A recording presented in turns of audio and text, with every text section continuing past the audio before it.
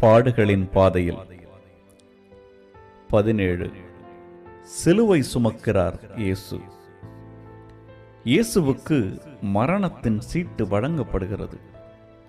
வாழ்வின் மரமான இயேசுவின் தோளில் சாவின் மரமான சிலுவை சாய்கிறது. அதற்கு முன் இயேசு சித்திரவதைகளின் பிடியில் வதைபடுகிறார். வலுவை மொத்தமாய் வலி குத்தகைக்கு எடுத்துக் கொள்கிறது. உடைக்கப்பட்ட பாண்டத்தின் மீது கோடரி ஒன்று எறியப்படுவதாய் கிழிக்கப்பட்ட தேகத்தின் மீது சிலுவை மரம் எறியப்படுகிறது.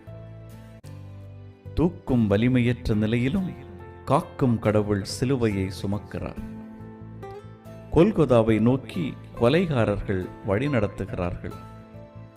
இடரும் கால்களோடு தொடர்கிறது மானிட மகனின் இறுதி பயணம்.